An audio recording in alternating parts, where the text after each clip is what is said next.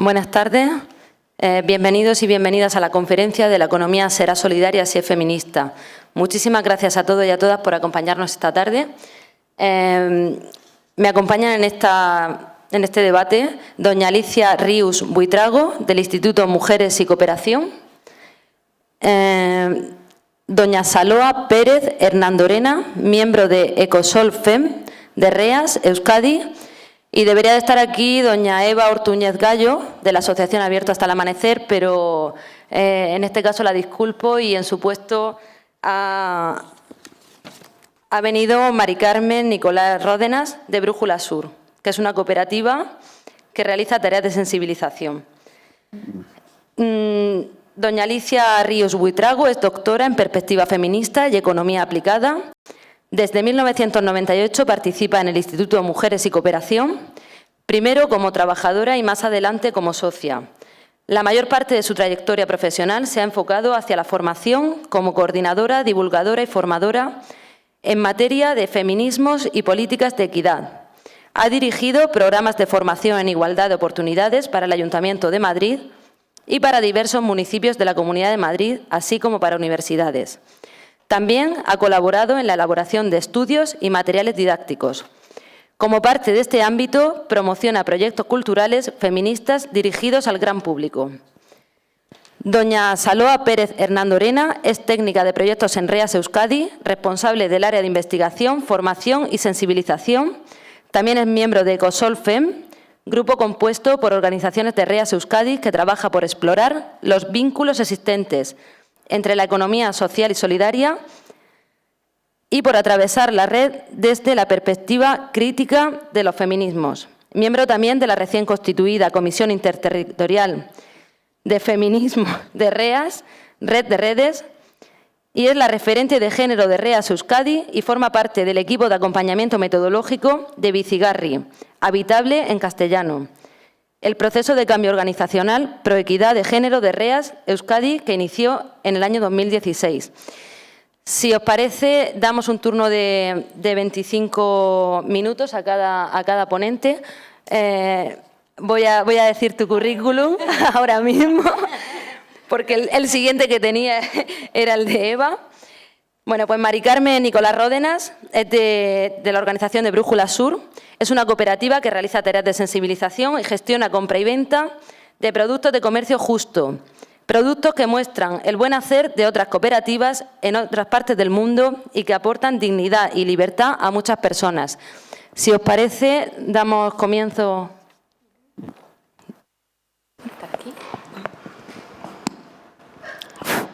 Bueno, buenas tardes a todas y a todos. Muchas gracias a REAS Murcia por la invitación y enhorabuena a Molina de Segura por las primeras jornadas de economía social y solidaria. Hay que empezar por algo y es por esto, y es importante también que haya una mesa dedicada a los feminismos dentro de la economía social y solidaria, porque, como dice esta mesa, la economía será social y solidaria solo si es feminista. Así que voy a tratar de explicar un poco por qué es lo que aporta la economía feminista a la economía social y solidaria, y hacernos amigas de este término feminista, que no es lo mismo que machista, pero al revés. O sea, el término feminista es un término que define una lucha social y política de casi 3 siglos de historia, en las que las mujeres defendemos radicalmente la idea de que somos iguales, ¿no? De que queremos la igualdad de oportunidades. Entonces, partiendo de ese paradigma, yo creo que todo lo que salga del feminismo, incluida la lucha también de los hombres, de muchos hombres cada vez más, en favor de la equidad, es importante, y hace falta sumar esta mirada feminista a una transformación cualquiera que sea de la economía, porque es verdad que cada vez somos más personas, hombres y mujeres, los que nos preguntamos qué otros modelos de economía alternativa existen, ¿no? O sea, este modelo que cada vez tiene una extracción más fuerte de la riqueza de unos países en favor de unas minorías de los países llamados desarrollados, extracción de conocimientos, de recursos naturales, que concentra el capital cada vez en menos manos, ¿no? Dejando fuera un margen enorme de personas, de pueblos enteros, pero sobre todo de mujeres, porque el 80% de las personas más pobres en el mundo tienen nombre de mujer. Este fenómeno se conoce como feminización de la pobreza. Bueno, pues cada vez somos más las personas que nos preguntamos qué sistemas alternativos pueden existir. Y en este debate sobre los sistemas alternativos, el feminismo debe de ser un invitado protagonista en la mesa, porque durante casi 3 siglos de historia, pero sobre todo durante 2 siglos que tiene la economía feminista, hay muchas mujeres que se han empezado a preguntar desde 1857, por ejemplo, una autora que se llamaba Bárbara Bodichon, por qué existía la diferencia salarial en las fábricas en la Inglaterra que empezó a desarrollar el liberalismo. Y esa diferencia salarial, que podíamos estar hablando de una anécdota del pasado, actualmente en España ronda el 28% de diferencia de lo que percibe un hombre a lo que percibe una mujer.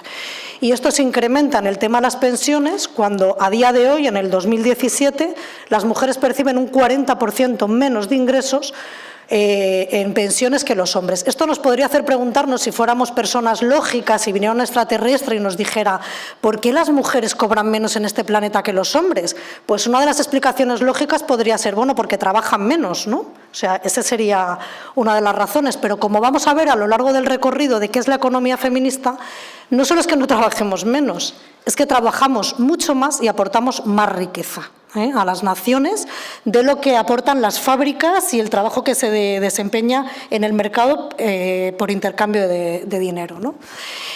Lo que se conoce como economía feminista empieza hace 2 siglos con una crítica muy fuerte a los 2 grandes paradigmas. Por una parte, el paradigma liberal, que es el que desarrolla el capitalismo, al principio en Inglaterra y luego en el resto del mundo.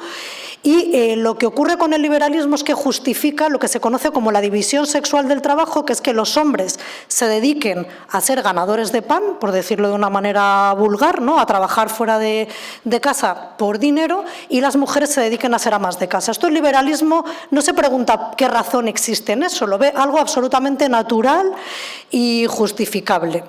Entonces, el feminismo hace una crítica a esto diciendo que en absoluto la división sexual del trabajo es algo natural. De hecho, todas las investigaciones que hay actualmente sobre los primeros homínidos demuestran que mujeres y hombres se dedicaban por igual a ser cazadoras y recolectoras. O sea, tenían los mismos molares, los mismos colmillos, igual de desgastados, igual de estriados, lo que significa que esa idea que tenemos de mujeres recolectoras y hombres cazadores es falsa. O sea, eso se va justificando, pero bueno, en principio esta división sexual del trabajo, cuando las fábricas se desarrollan, sí que genera una división de espacios. Antes, digamos que existía un espacio que era público y privado a la vez, o sea, las fábricas eran las casas, ahí se producían bienes y servicios que se vendían y tal, y con el desarrollo del liberalismo se produce una división de esferas que da lugar a que las mujeres desarrollen el trabajo en el espacio privado y los hombres en el espacio público, con todas las consecuencias que tiene esto. Y luego, la crítica al sistema marxista que hace la economía feminista es que el marxismo se ha olvidado de una discriminación muy importante. El marxismo cree que las mujeres estamos discriminadas. Hablo de los marxistas primitivos. Luego el marxismo se ha desarrollado y, por supuesto, que incorpora la visión feminista, pero en principio el marxismo piensa que la discriminación de las mujeres se debe al desarrollo del capitalismo, no al patriarcado. Dice que antes del desarrollo capitalista, hombres y mujeres eran compañeros y compañeras que se apoyaban por igual, existía cooperación entre mujeres y hombres, y con el capitalismo se desarrolla el pacto de protección por sumisión, lo que se conoce como pacto de protección por sumisión, que es que las mujeres se someten al ganador de pan, ¿no? Entonces ahí empieza la discriminación de las mujeres. A partir de los años 70 se incorpora el término género, que como todos y todas sabéis es un término muy potente dentro del feminismo.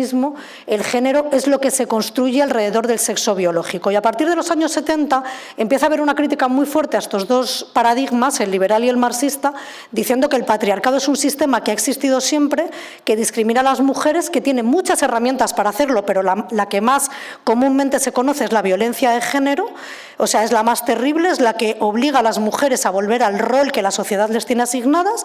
Si tratas de salirte de ese rol, se ejerce violencia contra ti y vuelves. Pero no solo el patriarcado cuenta con la violencia, sino con todo tipo de violencia simbólica. Por ejemplo, la idea del amor, la idea construida socialmente del amor, también somete y explota a las mujeres, porque nos hace trabajar gratis, y aquí vamos a la segunda aportación súper importante de la economía feminista: hace que las mujeres asumamos que vamos a trabajar gratis toda nuestra vida y vamos a ser las más pobres del mundo, eso sí, por amor. Entonces, el amor somete a las mujeres, el amor explota a las mujeres, digo la idea del amor romántico, la idea de piensa en los demás antes que en ti, la idea de Blancanieves, de la Cenicienta, de antepon los intereses de los demás a los tuyos, ponte la última de la fila, si alguien tiene que reducir jornada eres tú porque cobras menos, que estas matemáticas desastrosas no nos enseñan que si reducimos nuestra jornada de trabajo y pasado mañana nos separamos, porque el amor a veces, como sabemos, no dura siempre, vamos a ser de las pobres del mundo, porque una mujer ausente durante una temporada de su vida del mercado formal de trabajo, luego le cuesta muchísimo incorporarse. Entonces, aquí vamos con la segunda aportación súper importante que hace la economía feminista, que es la radical. Y yo creo que después de eso va a tener un hilo conductor todo lo que vamos a hablar en la mesa, que es la idea del trabajo doméstico. Tanto el sistema liberal capitalista como el sistema marxista reconocen como no trabajo el trabajo desempeñado por mujeres. Toda la lucha sindical, la de los sindicatos, la lucha obrera, se centra en defender el trabajo de los hombres y mujeres que trabajan en las fábricas, pero no de las personas que trabajan dentro de casa. Y este trabajo que se desarrolla dentro de las casas, el trabajo de cuidados, el trabajo que hace sostener nuestras vidas, porque sin ese trabajo ninguna y ninguno de nosotros estaríamos aquí. El ser humano es un mamífero altamente dependiente. O sea, nosotros como media dependemos 2 años de los cuidados que otras personas nos proporcionan, porque si a un mamífero humano le dejas en un bosque perdido con 1 año y medio, muere. Entonces, siendo ese trabajo tan importante para el desarrollo y reproducción de las sociedades y de la vida, es un trabajo del que la economía no da ninguna cuenta y cuyos intereses, condiciones laborales, etcétera, pocas veces se han defendido. Entonces podríamos pensar, como decía antes, en la hipótesis de que viniera un marciano o una marciana, bueno, es que las mujeres trabajamos menos. A partir de los años 80 se empiezan a hacer estudios sobre qué supone el trabajo, lo que se conoce como trabajo doméstico, el trabajo de cuidados, ¿no? Porque lo que el Producto Interior Bruto considera en un país es solamente el trabajo que se intercambia en el mercado por dinero. No considera Producto Interior Bruto el trabajo que las personas, sobre todo mujeres, hacemos dentro de nuestras casas. Entonces, se hace la siguiente pregunta: ¿qué pasaría si el trabajo que las mujeres hacemos dentro de nuestras casas se cuantificara? Y aquí vamos a 3 preguntas: ¿cómo se mide ese trabajo? ¿Cómo se valora? ¿Y qué se considera trabajo doméstico? Bueno, luego contesto a esas preguntas, pero hay, por ejemplo, autoras como Ángeles Durán en este país que ha hecho estudios sobre el porcentaje que supone el trabajo doméstico. ¿Qué porcentaje os imagináis que es? ¿Un porcentaje marginal de trabajo? Marginal, un reducto, porque tener en cuenta que de este trabajo se benefician no solo las criaturas de 1 a 2 años, nos beneficiamos todas las personas a lo largo de nuestra vida, pero sobre todo en 3 etapas: cuando somos criaturas, cuando estamos enfermas o cuando nos acercamos a la vejez y nos hacemos altamente dependientes. Pero hay personas que durante toda su vida, porque tienen diversidades funcionales, por muchas razones, dependen durante toda su vida de los cuidados de otras personas. Entonces, este es un trabajo que en absoluto es marginal en la economía. Supone de media 2/3 del Producto Interior Bruto si se cuantificara. Y además, en las épocas de crisis, este trabajo aumenta porque el Estado repliega su obligación de ofrecer recursos que sostengan las vidas, como por ejemplo escuelas infantiles, centros de día para personas mayores o dependientes, etcétera. Y todo ese trabajo que los Estados dejan de hacer, nos toca hacerlos a las familias, y cuando hablo de familias hablo sobre todo de mujeres. Creo que esto no es ningún secreto.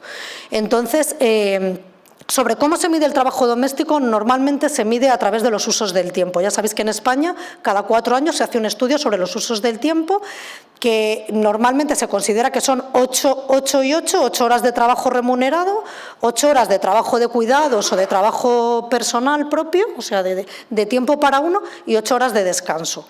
Bueno, esto es un cálculo flexible, porque en realidad las tareas de cuidados pueden aumentar las 8 horas que se supone que un trabajador trabaja fuera de casa. Sobre cómo se valora, empezaron a valorarlo con lo que se llama criterios referidos a los inputs, que es: si yo hago de cocinera en mi casa, voy a valorarlo como el trabajo de cocinera fuera de la casa. Si yo hago de limpiadora dentro de mi casa, voy a valorarlo como se valora una limpiadora fuera de casa. Si yo cuido a criaturas, voy a pagarlo como se paga a las criaturas. Esto, claro, dispara el Producto Interior Bruto. ¿Y qué significa esto? Que no es casual que los Estados no den cuenta del trabajo que las personas hacemos dentro de nuestras casas, sobre todo las mujeres, porque ahorran mucho dinero. Si esto se tuviera que pagar, se disparatarían los costes. También es verdad que se redistribuiría la riqueza y, de hecho, hace 50 años, que es que parece que esto nos lo hemos inventado ahora, hubo una campaña internacional muy fuerte que defendía el salario de las amas de casa.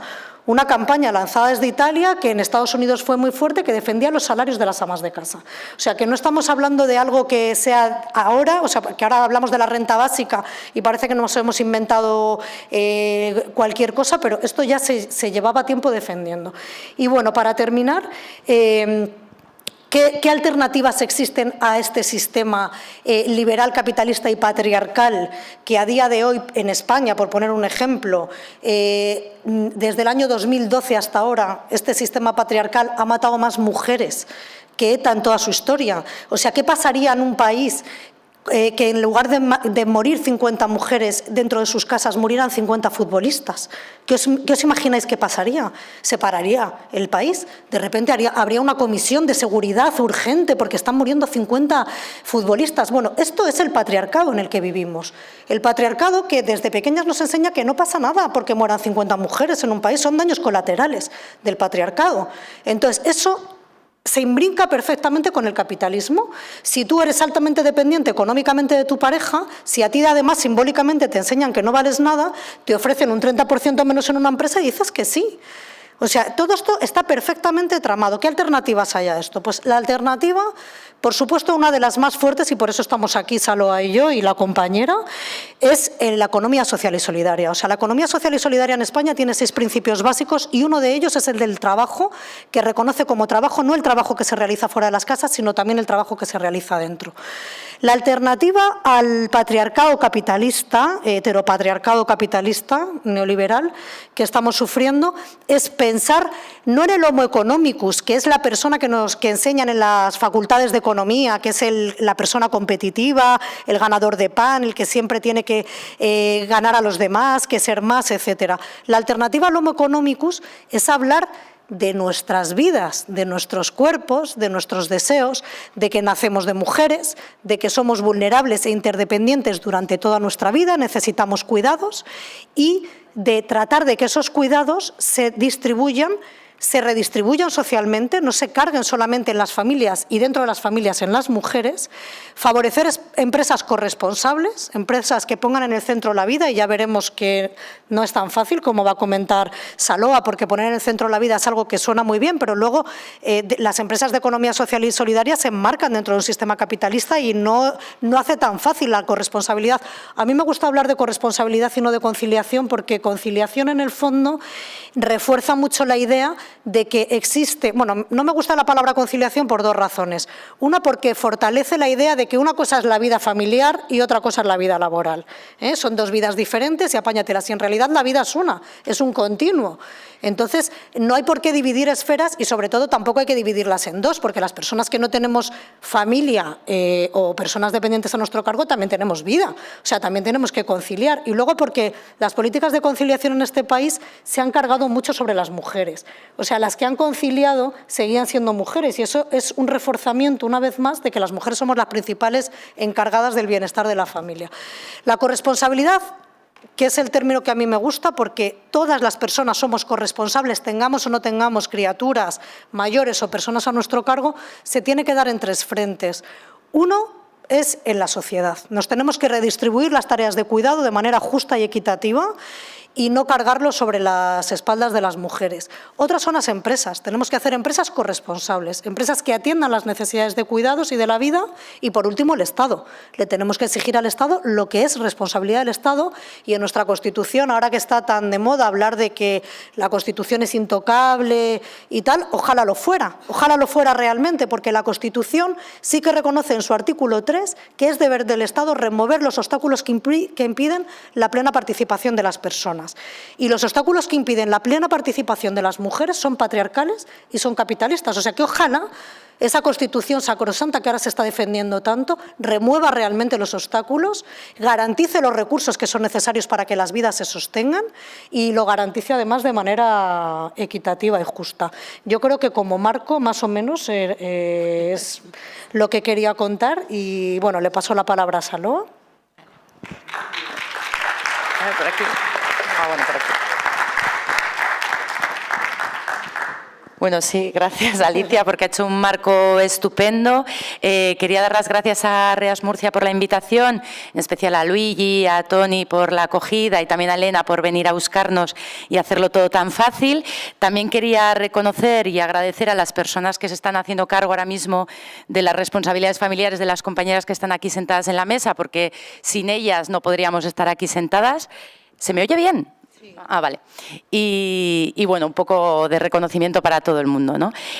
Nos estaba contando Alicia que si hace un aporte la economía feminista que es fundamental es un poco ampliar esa mirada sobre el mercado, ¿no? Y dejar de entender economía como aquello que ocurre solo en la parte productiva del mercado, ¿no? Y entender la economía como la gestión de la vida, ¿no? Economía es una palabra que viene del griego, de oikos, que significa casa, y nomos, que significa administrar, ¿no? Luego es el arte de administrar la casa. Por lo tanto, la economía no es más que la gestión de la propia vida, ¿no? Cuando hablamos de cómo vamos a articular estrategias que pongan la vida en el centro de la economía, en realidad eso es algo que estamos construyendo ahora mismo, ¿no? Y sobre lo que en realidad tenemos muchas más incertidumbres, tensiones, contrasentidos que certezas, ¿no? Y es desde ahí desde donde voy a plantear lo que os quiero comentar, ¿no? Con esto quiero decir que no tenemos ninguna receta, que estamos probando fórmulas, ¿no?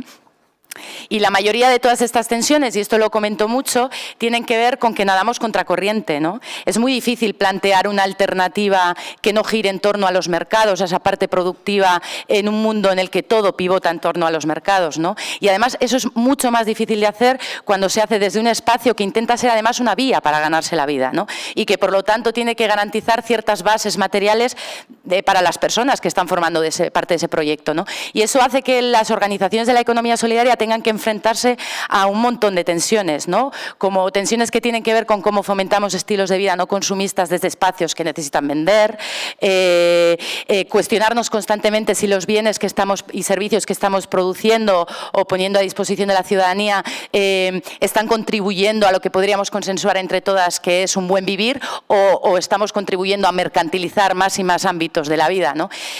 Con esto quiero decir que son muchas las tensiones y son muchos los contrasentidos, y si además incorporamos a este trabajo que está haciendo el movimiento de la economía solidaria por desalojar estas lógicas productivistas, mercantilistas de nuestras prácticas y de nuestras organizaciones, si además le incorporamos la perspectiva feminista, también se disparan, ¿no? Y los contrasentidos y las tensiones pues se multiplican, ¿no? Y con esto quiero decir que es cierto que genera un montón de contrasentidos, pero por otra parte es un enorme potencial para la construcción de las alternativas, ¿no? Y antes lo comentábamos en el pequeño vídeo que hemos estado haciendo ahí atrás, ¿no? Y es que la confrontación con el patriarcado, con el heteropatriarcado, es fundamental en la construcción de cualquier alternativa, ¿no? Y la situación de las mujeres todavía a día de hoy tiene que ser reconocida, denunciada y enfrentada, ¿no? Y es desde ahí, desde donde nosotras apostamos por estar en espacios mixtos dentro de la economía solidaria, porque consideramos que la economía social y solidaria puede y debe contribuir a ese proyecto feminista de construcción de una sociedad no sexista ni patriarcal, ¿no? Y puede hacerlo de un montón de maneras, ¿no? Puede hacerlo desde su perspectiva de economía crítica, ¿no? Vemos que existen un montón de vínculos entre la economía feminista y la economía solidaria, ¿no? Parten de una crítica al sistema económico imperante, proponen su transformación, proponen poner en el centro de análisis y de toma de decisiones a las personas, ¿no? Quiero decir, son un montón de vínculos los que encontramos, ¿no? Y nosotras consideramos que hay que seguir explorando y profundizando en esos vínculos, ¿no? Porque van a reforzar nuestro discurso, pero también van a reforzar nuestra práctica, ¿no? Y van a permitir que nuestras organizaciones aumenten su capacidad, su potencial transformador, ¿no? Y podemos hacerlo también desde la práctica económica alternativa, porque somos un laboratorio de experiencias donde se pueden poner en práctica todas esas nuevas formas de hacer, ¿no? Hay pocos espacios que permitan jugar con otras formas de ejercer el liderazgo, de distribuir el poder, ¿no? Con fórmulas de mayor flexibilidad. Y esto es algo también que repito mucho, pero que conviene no perder de vista, pero es fundamental que tengamos en cuenta que si la economía social y solidaria no transforma sus estructuras, que aunque son más flexibles y menos jerárquicas, todavía hoy se sustentan en relaciones heteropatriarcales y generacionales muy potentes, y si no intervenimos en el ámbito privado, como decía Alicia, y asumimos la responsabilidad que mujeres y hombres tenemos en sostener la vida, en realidad la economía social y solidaria puede convertirse en una trampa para las mujeres, ¿no? Porque puede ser un espacio que atienda muy bien nuestras necesidades prácticas, puede ser un espacio en el que encontramos mayor comodidad para conciliar nuestras dobles, triples jornadas, pero perdería totalmente su potencial transformador y, por lo tanto, estaría contribuyendo a perpetuar las relaciones de poder y desigualdad que existen entre mujeres y hombres, ¿no? Y me parece importante reforzar un poco esa idea, ¿no? Pero es que además también podemos contribuir al proyecto feminista desde nuestra perspectiva de movimiento social, ¿no? Reconociendo al movimiento feminista también como un sujeto político de transformación en el ámbito económico, ¿no? Porque si estamos hablando de que la economía es aquello que está más acá del mercado, ¿no? Lo que está más cercano, el movimiento feminista es un sujeto de transformación, claro, ¿no? Y creo que ahí nosotras también, como movimiento, hemos ido dando pasos importantes, ¿no? Vemos ferias de mercado social donde se incorpora esta visión, la hemos podido ver en Madrid, la hemos podido ver en Barcelona, hemos podido ver que se ha incorporado la perspectiva feminista de manera muy potente, visibilizando esa apuesta política del movimiento en encuentros como Idearia, en el segundo Congreso de Economía Social y Solidaria que se celebró en Bilbao, pero el reto sigue estando, una vez más, en estrechar esa brecha que existe entre el discurso y la práctica. Porque, como decía antes Alicia, si bien es cierto que la economía feminista nos ofrece un paradigma económico muy potente, transformador, como es el paradigma de la sostenibilidad de la vida, ese paradigma es muy difícil de aterrizar en las organizaciones, ¿no? Porque engloba múltiples y variadas sostenibilidades que además están interrelacionadas, ¿no? Ecológica, social, humana. Entonces, claro, ¿cómo construimos organizaciones? ¿Qué significa construir una organización que ponga la vida en el centro, ¿no? ¿Cómo construimos organizaciones no patriarcales, procesos de trabajo que no estén atravesados por la división sexual del trabajo? Es que todo eso supone un proceso no solo colectivo, sino también individual, y un proceso de desaprender pues muy potente, ¿no?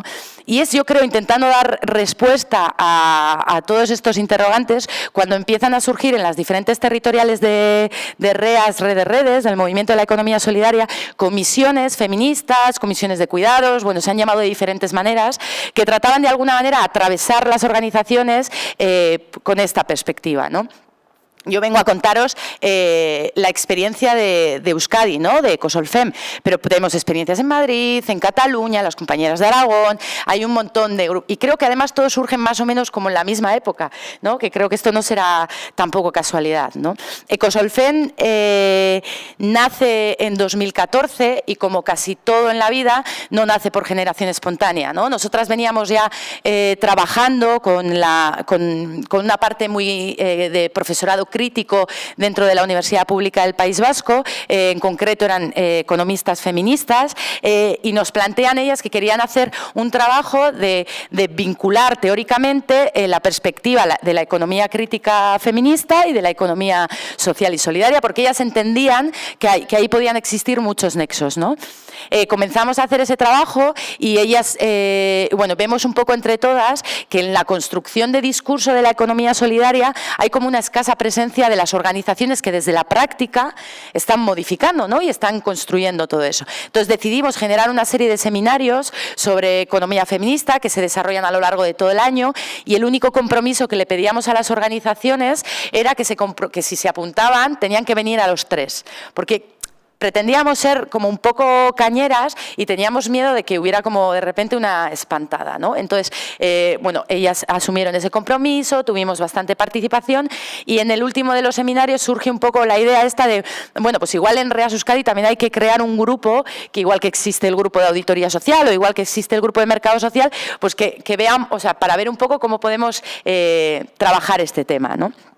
nos planteamos un plan de trabajo inicial, también esto pasa mucho, como muy ambicioso, casi parecía un plan estratégico, en el que queríamos hacer dos cosas. Por una parte, seguir construyendo discurso, porque consideramos que bueno, quien va definiendo la realidad y quien va ganando esa batalla un poco del relato, pues nos va cogiendo ventaja. Entonces nosotras creíamos que era muy importante estar ahí, pero por otro lado también queríamos incidir en las organizaciones y también queríamos incidir un poco en la red.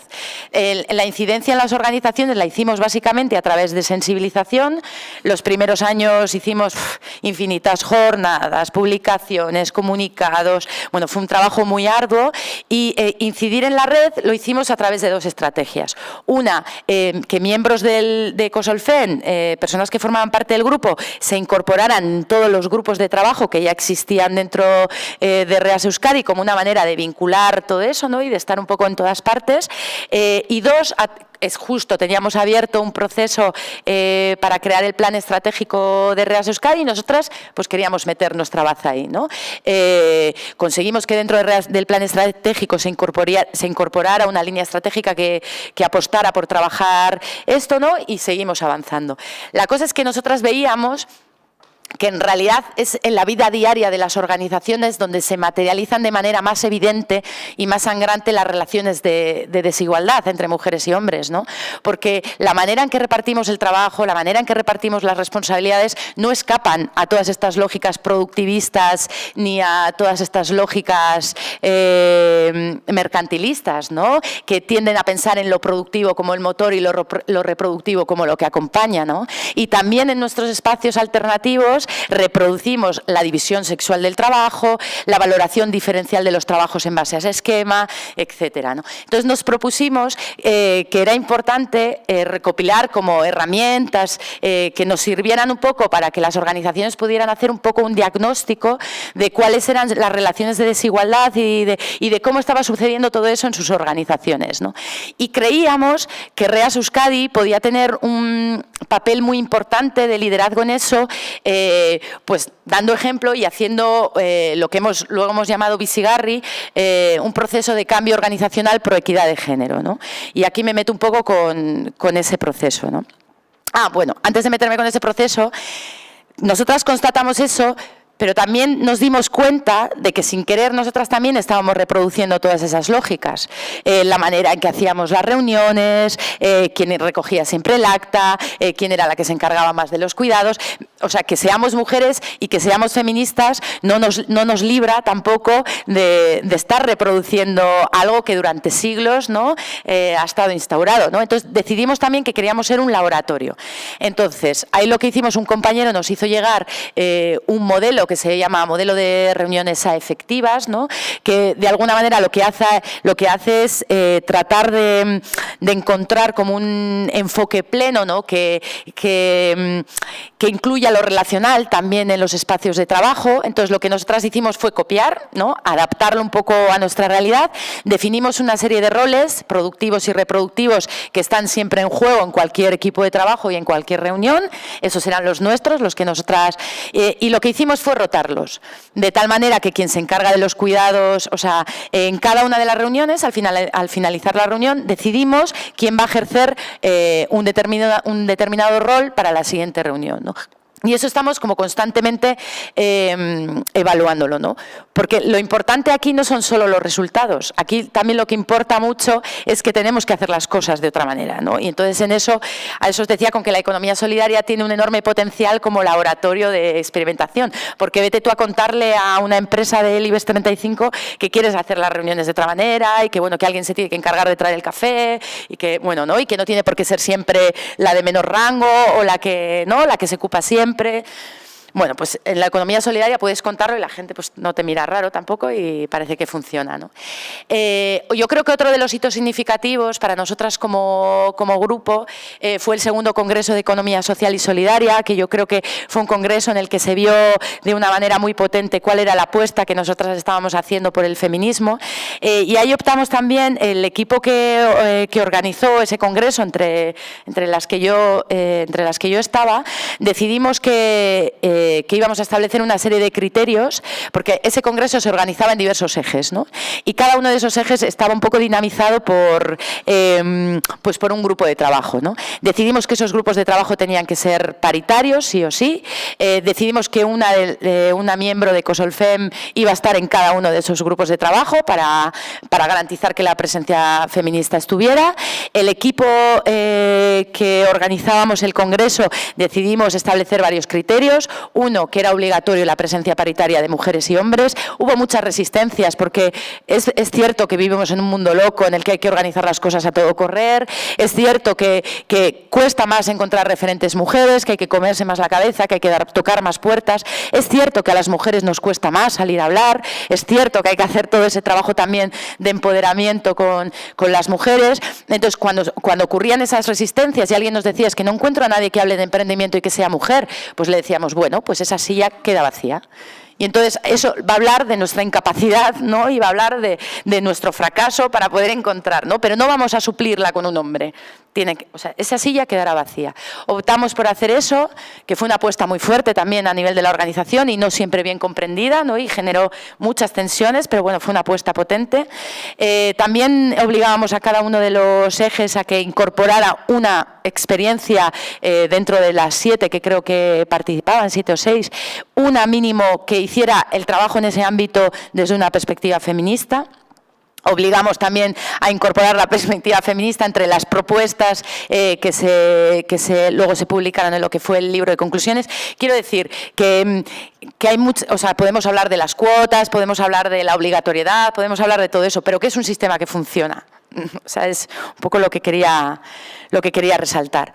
Y el otro de los grandes hitos ha sido el proceso de cambio organizacional que hemos empezado a desarrollar en Reas Euskadi en 2016 y que llamamos Bizigarri Habitable porque queríamos que conectara con eso que en Reas Euskadi se estaba volviendo central y que en el movimiento de la economía solidaria yo creo que se está volviendo central, no creo que es central de hecho en nuestras propuestas, y es esta idea de cómo construir economías al servicio de la vida y no del ánimo de lucro, ¿no? Por eso queríamos construir organizaciones habitables, ¿no? Y construir organizaciones habitables desde la perspectiva feminista remueve y transforma la propia forma de entender que tenemos de los modelos de trabajo, de los procesos. Quiero decir que es algo muy potente, ¿no? Porque como dice el lema feminista, nosotras no queremos un trozo de la tarta, nosotras queremos cambiar la receta. Y en ese cambiar la receta, además, estamos en un viaje en el que no tenemos muchos referentes, porque es cierto que existen organizaciones que incorporan en su agenda propuestas feministas, pero no son tantas las organizaciones que están ensayando estas otras formas de hacer, ¿no? Estas formas de distribuir, lo que os decía antes, de ejercer otros modelos de liderazgo o de coordinaciones rotatorias. O sea, quiero decir que eso no es tan fácil de encontrar, ¿no? Porque tiene muchos costes y porque requiere mucho esfuerzo, ¿no? Y nosotras optamos por hacer un proceso de cambio organizacional que es un proceso que va más allá de los clásicos planes de igualdad o de los clásicos diagnósticos, porque es un proceso que, como dice Natalia Navarro, que es una crack en esto de los procesos de cambio organizacional, ella dice que en realidad es un proceso que pone en su centro de análisis todo ese conjunto o sea, la cultura organizacional entendida como todo ese conjunto de creencias y de valores que delimitan dentro de una organización lo que es aceptable y lo que no es, y definen, entre otras, lo que es la feminidad y lo que es la masculinidad dentro de la organización. Por lo tanto, es un proceso de largo alcance. De hecho, ella siempre dice que los procesos de cambio organizacional sabemos cuándo y cómo empiezan, pero no sabemos ni cómo ni cuándo terminan, ¿no? De hecho, se supone que si lo haces bien no termina nunca, ¿no? Cosa que da un poco de agonía, pero bueno, se supone que si lo hacemos bien, esto debería ser un proceso para toda la vida de revisión y de recuestionamiento, ¿no? Son procesos que se articulan en dos grandes momentos. Uno que tiene que ver con un diagnóstico en el que vemos un poco cómo y dónde estamos mujeres, hombres y cómo y dónde participamos y cómo se estructura la organización. Y otro proceso de planificación que tiene que ir orientado a eliminar las desigualdades de género que hemos detectado en el diagnóstico, a empoderar, a promover procesos de empoderamiento de las mujeres y también a transversalizar el enfoque de género dentro de toda la organización, ¿no? Son procesos complejos, muy complejos, profundos y muy a largo plazo. Nosotras ahora mismo acabamos de terminar un diagnóstico en el que hemos invertido 19 meses y acabamos de comenzar a hacer el proceso de planificación. Claro, porque nosotras lo que veíamos en REAS Euskadi es que el binomio mujer-hombre no nos servía para explicar muchas de las cosas que ocurrían dentro de nuestra organización, ¿no? Y a ese binomio mujer-hombre había que añadirle muchos otros elementos, ¿no? Había que añadirle la antigüedad en la organización, había que añadirle si procedía o no de la academia, ¿no? Que eso siempre te da como más estatus, había que añadir la organización de procedencia, bueno, había que añadirle muchos elementos, ¿no? Esto que las feministas hemos llamado, ¿no? Las grandes teóricas feministas llaman interseccionalidad, ¿no? Que es esta cosa de tener en cuenta las múltiples opresiones y cómo van enlazando entre ellas, ¿no? Pues esto es verdad que amplió el análisis y nos ha ofrecido una información muy rica, pero por otro lado hacía que se nos diluyera el género constantemente y que tuviéramos todo el rato que estar preguntándonos, bueno, vale, es bien, pero esto ¿en qué medida ayuda a eliminar las desigualdades de género? ¿En qué medida empodera a las mujeres de la organización? ¿En qué medida transversaliza el género, ¿no? Bueno, en fin, que son procesos complejos, a largo plazo, ¿no? Son procesos en los que es fundamental también hacer de otra manera, ¿no? Esto que os contaba un poco de la oratorio, ¿no? Y son procesos que con esta mirada interseccional tratan de analizar las organizaciones desde una mirada integral, ¿no? Integral por lo menos en dos sentidos, ¿no? En el sentido de que no se trata de revisar y transformar solo lo que se ve y lo que se dice, los productos y el discurso, sino cuáles son los valores, las dinámicas, las lógicas que están sustentando esas desigualdades, ¿no? Y también son procesos en los que necesitamos que participen personas muy diversas de la organización. No nos vale que participen solo las personas más convencidas, ¿no? Ni las personas que se ocupan solo de las cuestiones de género, ¿no? Por lo tanto, en un primer momento era un proceso que iba a estar liderado por Ecosolfem y decidimos sacarlo de ahí, ¿no? Porque veíamos que si no era algo que se iba a quedar como en ese reducto marginal, ¿no? Optamos por construir una cosa que llamamos Grupo Interno de Género, GIG, que es un grupo compuesto por personas de la Junta Directiva, de la Asamblea, de organizaciones grandes, pequeñas, con trayectoria, hombres de diversas edades, hombres que nos decían esto del feminismo, pero ¿de qué me estás hablando? Bueno, en fin, y creamos un grupo muy diverso, ¿no? Son procesos que demandan mucho tiempo, mucha energía y que requieren de un compromiso muy, muy, muy potente de la organización, ¿no? Y son procesos que están protagonizados por las propias personas que forman parte de la organización. Por eso a veces hablamos de ellos como de autodiagnóstico, ¿no? Pero que en el caso de lo que quisimos hacer nosotras, por su complejidad, pues requería de ese acompañamiento externo, ¿no? Esto no os lo cuento para desanimar, ¿eh? O sea, quiero decir, también se pueden hacer, o sea, os cuento porque quiero ser honesta con vosotras, ¿no? No os quiero decir, jo, qué bonito hacer todo esto, ¿no? Pues hay mucho en juego y hay mucho trabajo que hacer, ¿no? También os quiero decir que existen herramientas de autodiagnóstico y de planificación que son mucho más pequeñas, que nos permiten analizar cómo se participa en las asambleas, cómo se participa en los equipos de trabajo. O sea, depende del tipo de proceso y del alcance que le quieras dar, hay herramientas que se pueden utilizar muy diversas, ¿no? Yo quería terminar, no sé si tengo tiempo. ¿Sí? Gracias. Yo quería terminar un poco con una idea, y es que la economía solidaria, un poco en este diálogo con la economía feminista, nos abre un montón de líneas de trabajo, ¿no? Y yo quería destacar como algunas, ¿no? Aprovechando que tengo aquí a un foro cautivo, ¿no? Creo que uno de los retos que tenemos por enfrente es definir una identidad feminista del propio movimiento de la economía solidaria, ¿no? Y nosotras, por lo menos, creemos que eso pasa como mínimo por dos cuestiones, ¿no? Una, por revisar los principios de la economía social y solidaria desde la perspectiva feminista, que es un trabajo que Ecosolfem ha iniciado tímidamente, ¿no? Reflexionando sobre cómo se podrían formular. Es cierto que en esos principios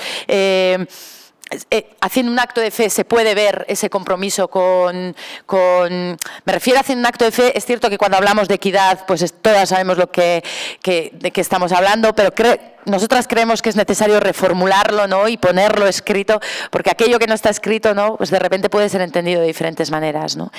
Y creemos también que pasa por la construcción de un relato de la economía social y solidaria en el que haya mayor presencia de experiencias lideradas por mujeres, de experiencias que están tratando de articular el ámbito productivo y el reproductivo. Creo que ahí también tenemos pendiente un poco el reconocimiento político de lo que históricamente ha sido considerado como logístico, ¿no? Las comisiones de comida, pues todo lo que tiene que ver con los cuidados, ¿no? Lo que ha hecho nuestra compañera Elena hoy de venirnos a buscar, bueno, eso tiene contenido político porque estamos aquí porque ella ha venido a buscarnos, ¿no? Creo también que tenemos que seguir trabajando por incorporar dentro de proyectos que son estratégicos para la red, ¿no? Y para el movimiento, como el mercado social, esta perspectiva de la economía feminista, que nos permita presentarnos ante la sociedad como un proyecto que no solo articula lo que se ve en la parte visible de la economía, ¿no? Sino que nos permite presentar la economía como la gestión de la vida, ¿no? Como superando esas fragmentaciones entre lo político y lo económico, lo productivo y lo reproductivo, ¿no? Creo que nos abre esa línea de revisarnos a nosotras en nuestro ámbito privado, ¿no? A nosotras y a nosotros, pero también nuestras organizaciones en la medida de las posibilidades cada una como pueda, ¿no? Y creo que también tenemos que seguir trabajando un poco por las resistencias que sigue levantando el feminismo dentro del movimiento de la economía social y solidaria. Creo que todavía hay muchos prejuicios en torno al feminismo, ¿no? Y en este sentido el único remedio que nos queda, y bueno, con todo el placer del mundo lo vamos a seguir haciendo, es seguir siendo incómodas, seguir poniéndonos frente al espejo, ¿no? De lo que está ocurriendo, y creo que en ese sentido el feminismo como este viaje también de empoderamiento individual y colectivo pues nos da un montón de herramientas y nos coloca en mejor situación, ¿no? Para poder abordar todos estos retos, ¿no? Y pues eso, la economía será solidaria solo si es feminista, ¿no?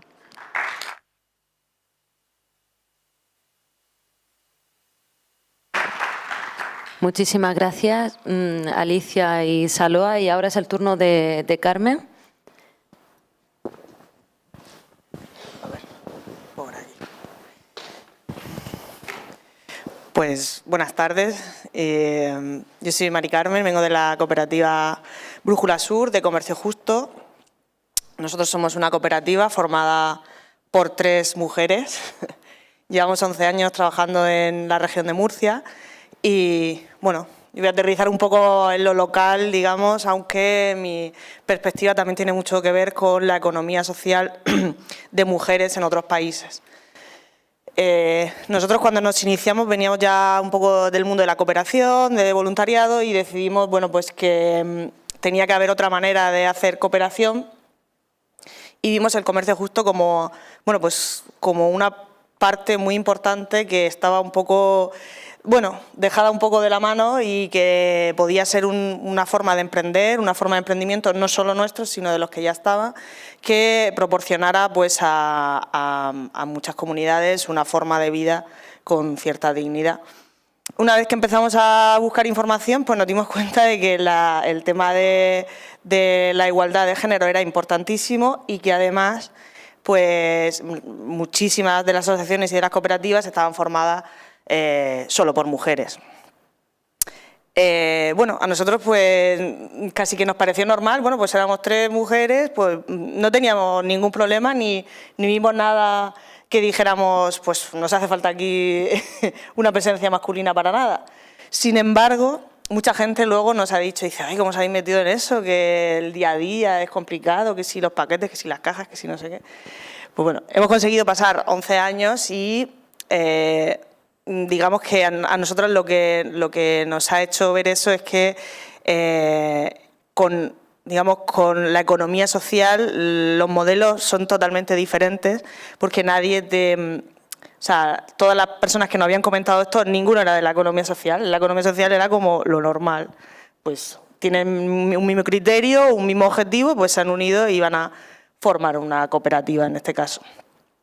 Entonces eso ya para nosotros es un paso adelante, ¿vale? Que se vea como una normalidad.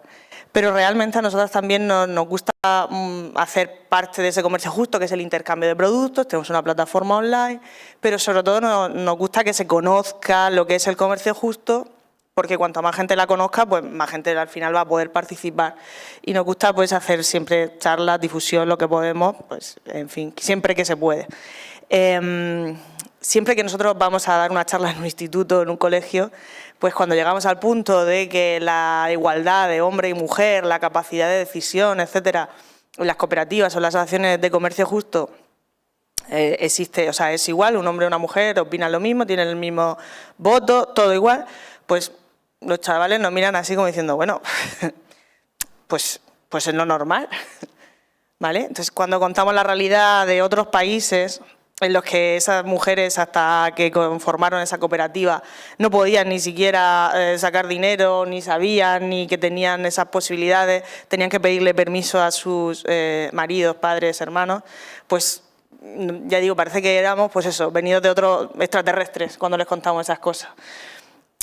Es verdad que aquí hemos evolucionado y que, bueno, pues estamos, bueno, dentro de, yo no diría una igualdad 100%, pero estamos acercándonos en muchos de los aspectos. Pero nos da siempre la sensación de que, uy, parece que está tan asumido, pero luego a la vez se producen esos pequeños desencuentros, como yo digo, de que sí, hombres y mujeres son iguales, pero luego entre ellos mismos, nada, un desastre el tema igualitario, no se tratan por igual, ni a las chicas les toca hacer esto y a los chicos les toca hacer lo otro. Para nosotros, ya digo, esa parte es importante que nosotros la llevamos con nuestras cooperativas, le contamos nuestras experiencias y para nosotros esa es, digamos, casi que al final la difusión es más importante que la venta, ¿no? Cuando decía que decía la compañera, ¿no? Que cómo hay que vender, pero en espacios de consumo responsable. A veces nosotros terminamos siempre nuestra charla, pues no compres si lo necesitas. Y dice, pero si vosotros os dedicáis a vender. Pues sí, pero ¿vale? Elige muy bien lo que compras. Y sobre todo si puedes ver de dónde viene ese producto y ese producto viene de una cooperativa que, por ejemplo, pues está hecha por mujeres, los productos, etcétera, pues oye, fenomenal, estás contribuyendo, estás participando de esa economía social y de ese empoderamiento de la mujer. Solamente comentar así dos casos que uno, he traído un vídeo, no sé si al final se puede ver el vídeo, tiene sonido, pues es un vídeo de una cooperativa de mujeres que hace mermelada. Yo cada vez que lo veo me emociono porque cuentan esa experiencia de cómo ellas no eran nada y de repente pues han tenido la posibilidad de tener su propio emprendimiento, ¿vale? Se llaman Las Chicas Dulces y creo que sí que lo vamos a poner, nada, dura 2 minutillos. Y esa es una de las experiencias que cuando nosotros tenemos en nuestro stand las mermeladas, pues la gente nos pregunta, pues esto del chamburro, ¿qué es? Pues esto de... Pues entonces le cuentas lo que es, pero además le cuentas cómo está hecho, dónde está hecho y dice, pues me parece hasta más dulce, digámoslo así. Y bueno, es una parte importante de contarle a las personas, por lo menos para nosotros, de dónde vienen esos productos y quién los está haciendo. Y en el caso de que son mujeres, pues muchísimo más. ¿Se ve o...?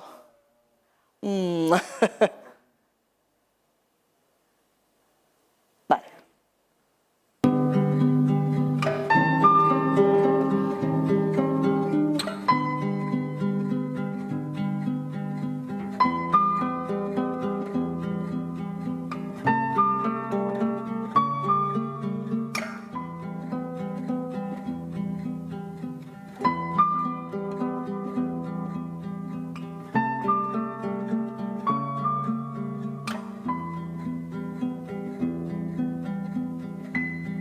A nosotros aquí en el barrio nos llaman las chicas dulces. Dulce la fruta, dulce el azúcar, dulce la mermelada. Dice, todas ustedes son dulces. Es lo que dice mi esposo. Dulce eres por fuera porque por dentro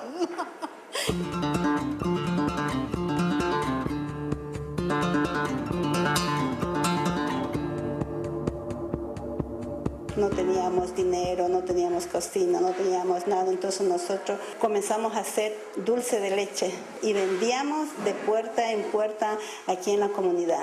Todo eso que recogíamos fuimos comprando las cosas más elementales. A partir de los 2 años ya vino el primer pedido. Comenzamos a las 8 de la mañana y terminamos a las 2 de la mañana, 1 de la mañana y hacíamos 75 frascos diarios, imagínense. Hasta en la actualidad que avanzamos a hacer unos 1.500, 1.200 frascos al día. Yo antes cocinaba, lavaba, cosía, y mis hijos, mi marido nunca le gusta y hasta ahora no le gustó que salga yo a la calle. Que cuando él llega yo estoy en la casa. Cuando se nos presentó esta oportunidad, dijo, no, le digo yo trabajo. O dame todo lo que yo necesito.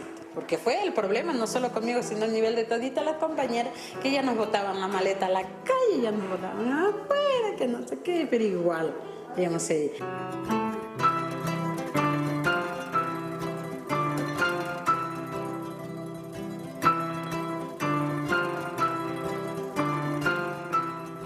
Con mi trabajo he comprado mis cosas.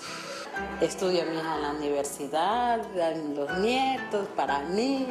Yo creo que una de las satisfacciones más grandes que yo me voy a llevar es haber podido dar educación a mis hijos. Ahora en la casa nosotros mandamos, nosotros zapateamos, porque ya antes no, pues no, quedito, no. Ahora y si yo también mantengo, yo también esto. Ya hay respeto. Ya recién nosotros todas nos hemos ganado el respeto, pero por el trabajo.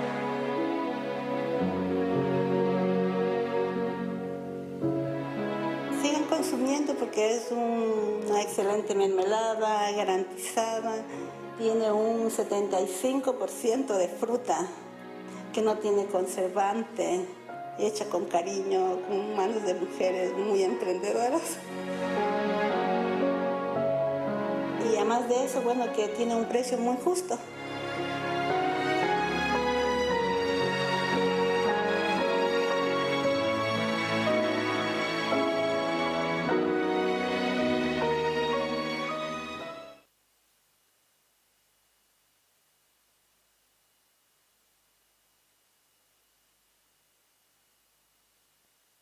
Pues para nosotras en Brújula Sur siempre es un vídeo muy motivador ver a personas que han conseguido romper ese círculo, y muchas veces cuando nosotros estamos desanimados, cuando ha pasado el tiempo, cuando no nos salen las cosas, cuando vamos, pues siempre pensamos, si al final esto de las mujeres tenemos mucho más carisma y tenemos que echar para adelante y al final lo vamos a sacar.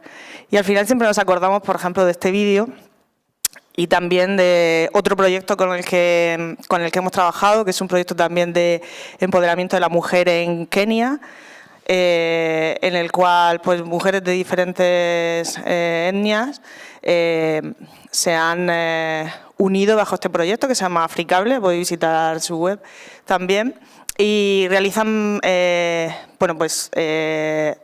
digamos que han hecho emprendimientos de reciclaje y de comercio justo. Al final eran unas señoras que, yo fui a visitar el proyecto y eran unas señoras que, ellas no sabían, por supuesto, nada de lo que era, pues, que al cobrar a fin de mes, no sabían utilizar un cajero, no sabían nada. El proyecto, aparte de darle un trabajo digno, les había ido educando en todas estas opciones y ya las señoras se manejaban con una facilidad. Algunas no sabían, solo hablaban suajili, pero ellas con su lengua se apañaban. Y veías cómo al final el proyecto solo estaba formado por mujeres y llevan 7 años, creo que 7, sí. Y al principio les había costado muchísimo trabajo en el pueblo, en la comunidad, es un pueblo pequeño, les había costado mucho trabajo que las aceptaran como tal, que todo el mundo pensaba que era como un sitio donde se reunían a ver lo que están haciendo allí, a ver qué pasa en Africable. Y y yo estuve en 2015 y al final hasta algunos de los maridos y algunos hombres pues pasaban por allí y decían, yo quiero participar. Ya la habían visto después de 5 o 6 años como una realidad, como algo normal, habían visto que, o sea, ese cambio fue brutal en 5 años, de señoras que se pasaban todo el día en su casa a señoras que se iban, que tienen un trabajo con un sueldo, con un horario. Y al principio digo muy mal, y me decían las compañeras, en 5 años esto ha cambiado, que va a cambiar la realidad de la comunidad entera. Y eso es lo que muchas veces nuestros pequeños cambios, claro, aquí ya tenemos un camino tan avanzado que pequeños cambios en positivo no se ven tan grandes. Sin embargo, cuando te vas a sitios donde los cambios pequeños cambian tanto la vida de las personas, te das cuenta de que sí, que al final el emprendimiento y el empoderamiento de la mujer es importantísimo, porque esos niños, tanto imagino que de ellas, que no las conozco, pero del proyecto que os hablo de Kenia, todos esos chiquillos tenían la posibilidad de ir al colegio, las madres ahora por supuesto quieren que los hijos estudien, que tengan posibilidades, les abre un mundo no solo a ellas, sino también a las generaciones siguientes. ¿Vale? Entonces, para nosotros, ya digo, desde Brújula es una parte muy importante y que intentamos siempre potenciar. Al margen de eso, pues nuestro proyecto aquí ha sido... alguna gente también nos pregunta, bueno, es que habréis tenido muchísimas ayudas, ¿no? Sois mujeres, ¿vale? Pues no, hemos tenido 0. ¿Vale? Nada, pues también llegamos en un momento malo, ya no había el Instituto de la Mujer, creo que duró 1 año más de lo que estábamos nosotros, de repente nada, ya no había nada, no había ninguna posibilidad y decía, bueno, pues a veces yo digo, bueno, tanta cosa que se cuenta, que se habla, que si para las mujeres esto, que si para las mujeres lo otro, pues yo no sé dónde se materializa, porque al final no conseguíamos nada, no había manera de bueno, pues una subvención, participar en un proyecto, nada, se cerraron las puertas. Yo espero que poco a poco, ahora que vamos recuperando algunas de esas cosas, pues haya posibilidad, porque luego cuando mucha gente nos pregunta, se interesa por eso. Emprender no es tan fácil como parece o como nos cuentan. Ahora parece que todo el mundo tiene que ser emprendedor. Bueno, está muy bien.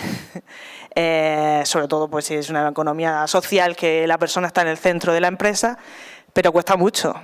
Y pues mis compañeras pues hoy no han podido estar aquí, una porque está con su hija, otra porque está trabajando y bueno, pues al final yo sí que he podido liberarme y digo, venga, pues voy. Pero las dificultades son, pues eso, como todos, multiplicadas por alguno más por ser mujeres. Y a mí me hace mucha gracia a veces eso de la discriminación positiva, porque digo, bueno, pues a ver, ponte tú en mi lugar, a ver qué pasa. Yo no quiero discriminación positiva ni negativa, quiero un trato igualitario, pero no solo en que a mí me pueda dar más dinero o menos, sino es que en realidad yo tengo menos tiempo, como decían las compañeras, porque tengo que dedicarle a mi familia, a cuidar a no sé quién, y pues a veces los hombres tienen mucho más tiempo para hacer todas esas historias. Y vale, nosotros a veces nos han invitado a cosas así de, pues a negocios, eso a las 6 de la mañana, digo, pues ¿sí, ¿dónde dejamos a los críos? No hay guarderías a esa hora, o sea, al final ese mundo está hecho para que vaya, pues ya lo sabemos. Y entonces, pues a veces hay que reivindicarlo, no solo decir no voy, pues mira, no voy por esto y por esto. Y bueno, pues intentar que pequeños pasos, pues al final podamos conseguir pequeños cambios que se terminarán convirtiendo en realidades. Y nada, pues ya no, por mi parte os he contado un poco de aquí y allí, de mis intervenciones y mis experiencias con tema de mujer. Y bueno, pues sí, dar un poco las gracias a la organización, que haya sido todo así un poco de hoy para hoy. Pero bueno, creo que está yendo bastante bien las jornadas y que continúen bien. Muchas gracias.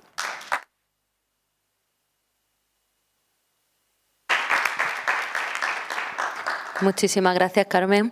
Yo me gustaría profundizar un poco más en el tema de los cuidados, porque bueno, yo pues en el día a día me voy encontrando con ya no solamente la conciliación, bueno, que a mí sí me gusta esa palabra conciliación, aunque la corresponsabilidad también formaría parte, pero bueno, luego sabemos que existen las familias monoparentales y al final es conciliación. ¿Cómo se podría conciliar? No sé si los servicios de conciliación son para pasar más tiempo en el trabajo y quitarle a los hijos, o quitarle tiempo a los hijos y dárselo al trabajo. Ya no, o sea, me refiero a los menores, pero también a los cuidados de mayores, que eso bueno, en mí no es el caso y en la gente que me ha consultado tampoco, porque nosotros ahora mismo lo que realmente llevamos desde aquí, desde la Concejalía de Igualdad, es el Servicio de Conciliación de Menores, pero sí que también los mayores también es un problema, el poder conciliar con personas dependientes a tu cargo. Pues bueno, yo creo que lo señalaba al principio, que la corresponsabilidad, o sea, el concepto de corresponsabilidad y atención a los cuidados de manera justa y equitativa requiere un cambio de sistema. O sea, esto no se puede hacer solamente conciliando yo mi vida familiar y laboral en mi empresa, sino que requiere un cambio a todos los niveles. El cambio individual, o sea, el cambio personal que requeriría social es, por una parte, favorecer el empoderamiento de las mujeres. El empoderamiento de las mujeres significa aumentar el poder y el control que tenemos sobre nuestras vidas y sobre nuestras vidas a todos los niveles, reproductivas, afectivas, personales, sociales, etc. O sea, el empoderamiento de las mujeres supone el contacto con el feminismo y saber cuáles son los sistemas que nos oprimen. Y no digo con esto porque a veces caemos un poco en la trampa de pensar que la independencia económica es autonomía vital y no lo es. O sea, hay muchas mujeres que son independientes económicamente y son dependientes emocionalmente. Entonces, el empoderamiento supone aumentar el poder y el control que tenemos sobre todas las facetas de nuestras vidas. También supone, en el ámbito personal, señalar los privilegios. Por cada sujeto oprimido en esta sociedad hay un sujeto privilegiado y hay que señalarlo. O sea, cuando estamos hablando de favorecer la equidad, no estamos hablando de hacerlo sin romper la paz social, porque es imposible. Es imposible mejorar los niveles de igualdad y de equidad sin romper la paz de nuestros hogares. O sea, porque si no estaremos haciendo lo que se ha hecho hasta ahora, esconder la basura debajo de las alfombras para que todo parezca que está limpio. Pero lo que hay debajo de las alfombras es una desigualdad y una discriminación terrible. Entonces, en el ámbito social tenemos que empezar a discutir un poco el reparto tal y como está planteado. Y supone también hacernos conscientes de que tenemos que empezar a pensar cuántos hijos o cuántas personas podemos cuidar responsablemente si el amor no dura siempre, porque a veces no hacemos los cálculos correctamente. O sea, a veces hacemos los cálculos sumando siempre 1 más 1. Son 2. Entonces, vamos a cuidar entre los 2 a nuestros hijos, vamos a cuidar entre los 2 a los mayores. Y eso a veces no es así. O sea, digo que nos pongamos en un futuro de posibilidad, donde todas esas posibilidades son posibles. Eso en lo social. Luego, por parte del Estado, que no es o sea, ningún agente menor en este tema, la ley de conciliación, por eso digo que a mí no me gusta mucho, en España hace titulares a las mujeres del derecho de conciliar. Si tú quieres que tu pareja concilie, tienes que renunciar a algunos de los meses, a partir de la semana, no sé si es 8 o 9, algunos de los meses que a ti te corresponden por derecho, porque tú eres la titular, y cedérselos a tu pareja. Frente a esto, hay, por ejemplo, una propuesta de la Plataforma por Igualdad de Permisos de Paternidad y Maternidad, la PIINA, no sé si la conocéis, que precisamente lo que defiende es la igualdad de permisos personales e intransferibles entre mujeres y hombres o parejas del mismo sexo de conciliación. Es decir, si tú tienes un hijo, tienes los 4 meses, tanto si eres hombre como si eres mujer, pareja monomarentales o parejas o lo que sea. Con lo cual las empresas evitaríamos el riesgo de que discriminaran, porque no sabrían diferenciar si un hombre o una mujer va a ser padre o madre. Es decir, estarían ante el riesgo por igual de contratar mujeres y hombres. Luego yo defiendo que por parte del Estado, y luego también, y ahora creo que nos encontramos tanto en Molina de Segura como en Madrid, como en Zaragoza, como en muchas ciudades donde se está apostando por el municipalismo, con la oportunidad de favorecer sistemas de democracia radical, que seamos las propias personas las que decidamos en qué queremos que se intervengan los presupuestos de los municipios. O sea, ¿en qué queremos que se empleen el dinero público? ¿Queremos recursos de cuidados para personas dependientes? ¿Queremos recursos de atención a la infancia, a la vejez, etcétera? Pues vamos a decidir sobre ello, porque eso, bueno, son los llamados presupuestos participativos, que muchos de ellos son sensibles al género, que nosotras podamos decidir nosotros en qué queremos que se empleen. O sea, eso por una parte, la democracia radical, la Plataforma por la Igualdad de Permisos de Paternidad y Maternidad, que se cambie la ley de conciliación y que los estados y las los municipios doten de los recursos necesarios para la atención. Y por parte de las empresas, que creo que tampoco sería tan difícil, pues favorecer los horarios flexibles, la capacidad de trabajar desde casa, que no tengas que trasladarte a tu lugar de trabajo, que no sean horarios rígidos e imposibles. O sea, creo que hay muchos sistemas que podrían favorecer que las personas pudiéramos atender nuestras necesidades, porque al final, si esto lo negociamos individualmente, insisto, con la empresa o con nuestra pareja, y no hay un cambio social que señale que un hombre que no está cuidando y es padre, está incumpliendo un deber social, porque también nos encontramos con eso. Las mujeres nacemos con la culpa. O sea, la culpa es un sentimiento que es patrimonio femenino. No hay hombres que se sientan culpables. Los hombres se sienten responsables y a veces, pero no culpables. La culpa la sentimos las mujeres cuando en esas dobles y triples jornadas que decía Saloa, nos dejamos, pues nuestras criaturas, si es que las tenemos, tienen fracaso escolar. Entonces nos sentimos culpables porque sentimos que estamos saliendo del rol que la sociedad nos ha asignado, que es el de madres que deberían de estar cuidando en casa de sus hijos, cosa que los hombres no sienten. Entonces yo creo que para cambiar esta mirada, y lo digo a todos los niveles, o sea, por ejemplo, en las campañas contra la violencia de género ya estamos hartas de oír mujer denuncia. ¿Dónde están las campañas donde dicen, si eres hombre, si quieres ser hombre, si quieres ser persona, deja de pegar, ¿no? O sea, deja de violentar a tu pareja, deja de violentar a tu madre, ¿no? O sea, que se interpele a los hombres también en este debate social, porque es que parece que la responsabilidad y la culpa es exclusivamente nuestra. Entonces yo creo que esto, o sea, para favorecer realmente lo que tú llamas conciliación y yo llamo corresponsabilidad, pero que estoy segura de que estamos hablando de lo mismo, hace falta un cambio de sistema en esos tres niveles. Sí, yo venía un poco a reforzar lo que decía Alicia. O sea, quiero decir, entiendo que hay que atender una necesidad práctica muy concreta, ¿no? O sea, yo creo que el camino es el camino hacia la corresponsabilidad. No se nos puede olvidar que tiene que haber una estrategia que tiene que ir encaminada a ese cambio de paradigma, ¿no? Que vaya, o sea, que ponga realmente la vida en el centro y que nos hagamos todas las personas responsables de sostener las vidas. Pero entiendo también que hay una necesidad práctica que atender. Pero es conveniente no confundir los términos. La conciliación es una necesidad práctica que tienen las mujeres en un sistema desigual que les empuja a una situación imposible de conciliar. O sea, quiero decir, en un sistema que ataca la vida por todas partes no se puede conciliar. Lo único que se puede hacer es tomar partido. Eso es lo que yo creo que es la idea que está un poco reforzando Alicia. Solo podemos tomar partido. O tomamos partido porque lo productivo sea lo que pese, o tomamos partido porque lo reproductivo sea lo que pese. Pero yo entiendo la necesidad práctica de la que me estás hablando, que es una necesidad concreta que tienen mujeres y hombres hoy, aquí, tú, aquella, yo, ¿no? Que son necesidades muy concretas. Y en ese sentido yo creo que hay fórmulas que pueden favorecer como otra manera de gestionarlo, ¿no? Yo que sé, están surgiendo muchas experiencias a nivel informal de redes de apoyo mutuo de crianza, no sé, hay experiencias en Barcelona. Es verdad que son experiencias donde se ha tratado de introducir elementos educativos que favorezcan que una mayor implicación de los hombres también en la crianza, pero una vez más en ese espacio alternativo se reproduce otra vez la división sexual del trabajo y es un grupo de madres que crían de manera colectiva a sus hijos, pero bueno, resuelve una necesidad concreta. Y luego también está la economía social y solidaria, qué papel puede jugar en todo esto de los cuidados, ¿no?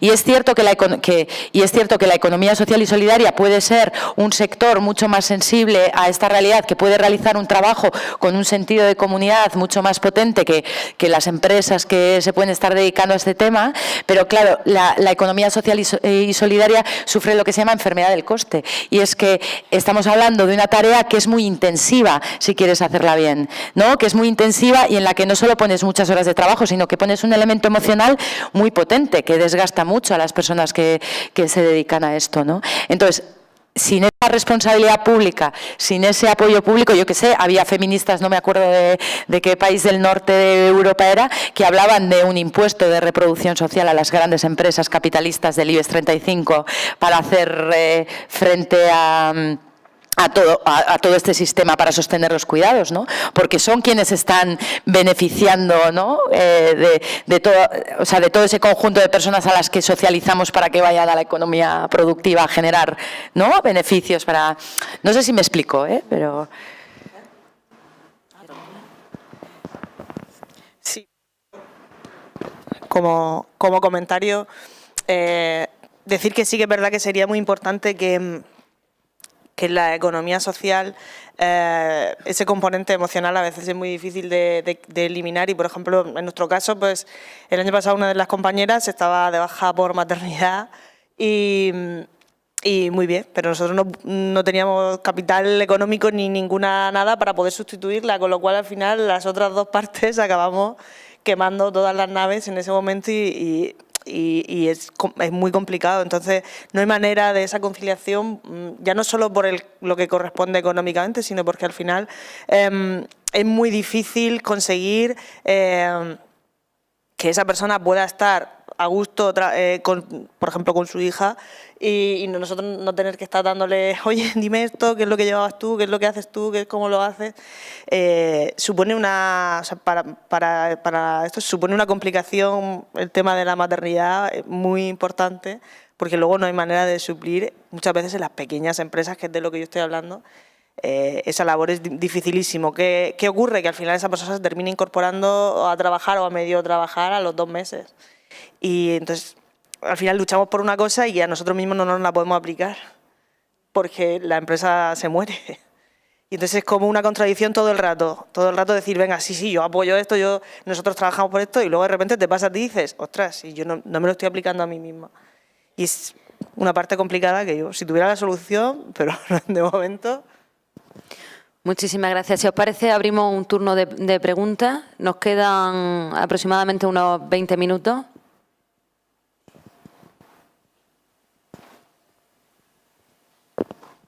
Sabía yo que iba a...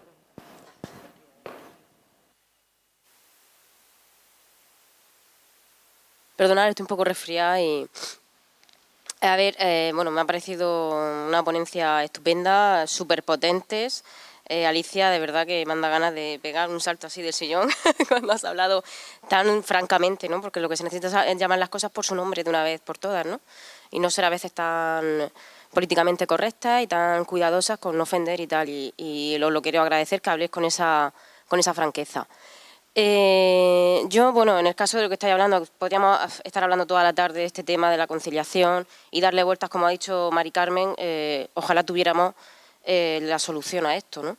Pero quería preguntaros cómo se resuelve esto en el sentido de, por ejemplo, lo que habéis comentado del Producto Interior Bruto, ¿no? Que en esos, los datos que maneja el Producto Interior Bruto, pues tienen en cuenta incluso los ingresos que tiene la prostitución, el tráfico de drogas y el trabajo de los cuidados no se visibiliza en ningún sitio, es el trabajo más denostado y más infravalorado y, como habéis dicho, el más importante porque es vital para la vida. Y me parece desde luego, es que es una injusticia tremenda, una detrás de otra. Y yo, perdonad que me emocione porque me emociono con este tema. Eso, gracias. ¿Damos varias preguntas o respondo directamente? Bueno, te voy a ir respondiendo. Lo primero, muchas gracias por emocionarte, porque la emoción también es política, o sea que eso también tenemos que dejar que se exprese. A mí me pasó hace poco, estuve en una conferencia y según llegué me puse a llorar porque era la emoción que tenía y es maravilloso también, digamos que invadir de afecto los espacios públicos, porque eso también forma parte de la transformación y del cambio. O sea que muchas gracias por tu valentía y tu generosidad. Y yo te voy a decir cómo se transformaría y te voy a decir cómo se está transformando. ¿Cómo se transformaría? Es muy sencillo. Los Estados pueden dar cuenta del Producto Interior Bruto que supone el trabajo desempeñado por las mujeres. De hecho, desde el año 2007 en Naciones Unidas hay una cosa que se llama cuenta satélite, que es una forma de reconocer toda la economía sumergida que hay dentro de los países, y esas cuentas dan cuenta, valga la redundancia, del trabajo desempeñado por las mujeres y por otros colectivos que no intercambian trabajo, bienes y servicios por intercambio de dinero en el espacio público. O sea que podría hacerse, y de hecho una de las apuestas fuertes de la economía feminista es que los Estados den cuenta de la riqueza que supone el trabajo de las mujeres, o sea, de la riqueza que supone a las naciones o a los propios empresarios y empresarias que yo vaya vestida y limpia a mi puesto de trabajo. Porque, como dicen muchas economistas feministas, parece que las personas somos champiñones, que nacemos espontáneamente vestidos, limpios, aseados y educados sin que haya habido un trabajo previo de cuidados. Y eso las empresas se benefician de ello, pero no lo pagan. Entonces, otra de las propuestas es los impuestos a la reproducción de las empresas, o sea, hay muchas propuestas. Y ahora te voy a decir cómo se está solucionando. Se está solucionando medicalizando a las mujeres. O sea, los estados occidentales tenemos un problema, y es que todas las mujeres que tienen un malestar que no tiene nombre, no sé si sabéis este bestseller de Betty Friedan del año 69, que hablaba de un malestar que no tenía nombre, ella era psicóloga y atendía a mujeres que llegaban a su consulta y estaban deprimidas y no sabían por qué. Entonces empezó a investigar sobre el tema, estaban deprimidas porque durante la Segunda Guerra Mundial los hombres ganadores de pan se habían ido a hacer de la guerra y ellas se habían quedado de cabezas de familia en sus hogares y habían descubierto lo que era la independencia y la autonomía, y cuando los hombres llegaron de vuelta de la guerra, ellas volvieron a ocupar el mismo lugar que antes, habiendo conocido lo que era la libertad y además teniendo que cuidar a unos hombres tremendamente dañados. Entonces estaban deprimidas y no sabían por qué, y ese malestar que no tiene nombre al final se terminó llamando patriarcado, y eso está ocurriendo en nuestros países desarrollados. Vas a la consulta de un médico y le dices: me encuentro mal, no sé qué me pasa, estoy como desanimada, antidepresivo, ansiolítico. O sea, parece que la depresión y la ansiedad y tal también es patrimonio de las mujeres, sin hacer un análisis de la estructura que está favoreciendo eso. Entonces no me extraña que te emociones, porque además hay que tener en cuenta una cosa. Las mujeres estamos enfadadas. El enfado a veces lo expresamos a través del llanto, porque eso es lo que socialmente también se nos ha enseñado, que llorar está bien y cabrearnos y gritar está mal, ¿no? Y hay veces que lloramos pero lo que tenemos es rabia, y la rabia hay que conducirla a las calles. O sea, yo eso cada vez lo tengo más claro.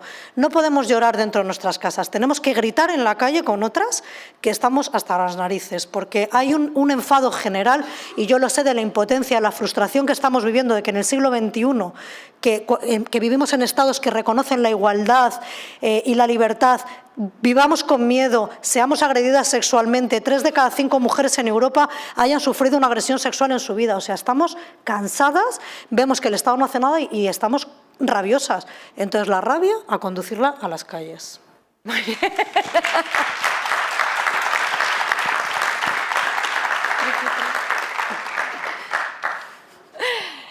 Bueno, yo un pequeño aporte, solo el tema este de que los cuidados no son visibles, ¿no? Que hablaba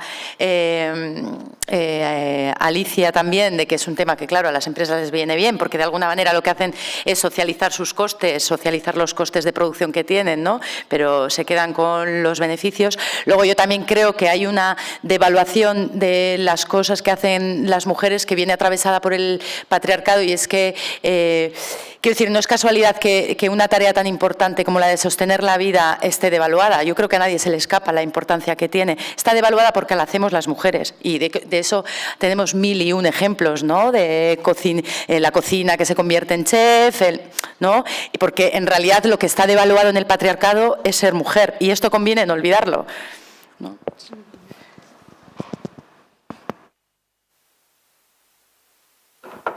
¿Hay más preguntas? Es un agradecimiento, directamente, es un agradecimiento específico a la utilización del lenguaje no sexista que habéis tenido todas las personas que estáis ahí, y que no se ha tenido en todas las jornadas esta mañana ni esta tarde.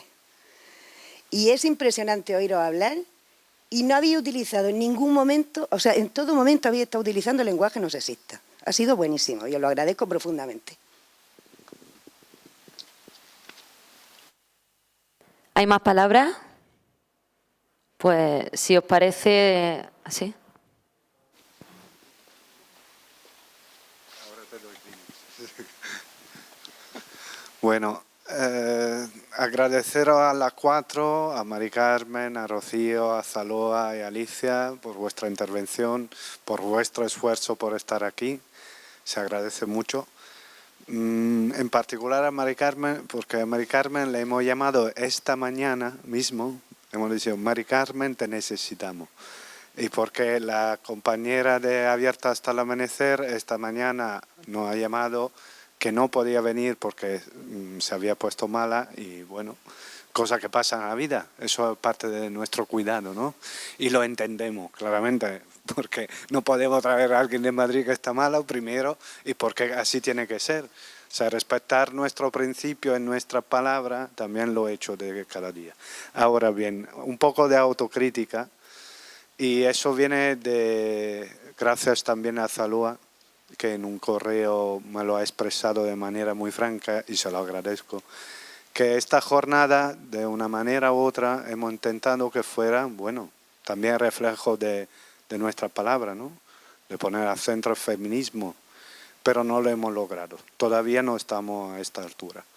No lo hemos logrado ni para transversalizar el feminismo en todo los ejes de la jornada y tampoco en la presencia de mujeres en la mesa.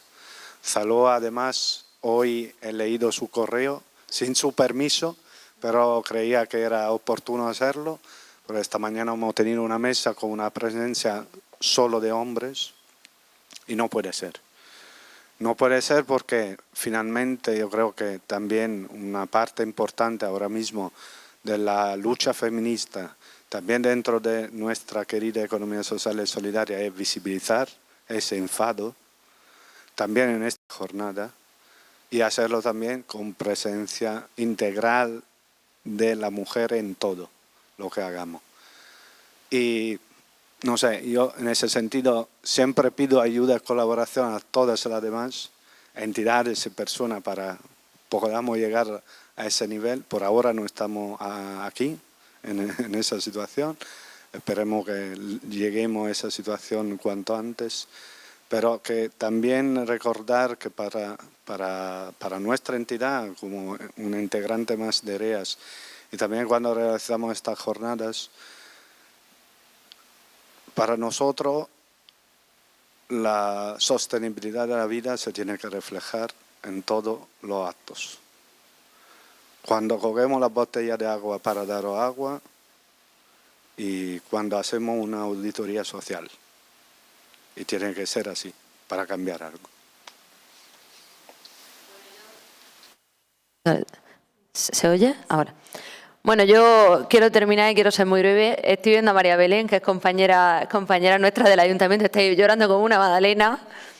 Yo sé que tiene un problema bastante serio con la conciliación y llevamos ya bastante tiempo intentando de encontrar la forma, pero tú no te preocupes que la encontraremos, que juntas seguro que vamos a conseguir la forma de conciliar, ¿vale? No llores más. Y muchísimas gracias a todos y a todas por habernos acompañado hasta esta hora, que son ya las 8:05 de la tarde, y esperamos que mañana asistáis también. ¿A qué hora empieza mañana? A las 9. 9:30. A las 9:30 es la primera conferencia. Pues nada, hasta mañana.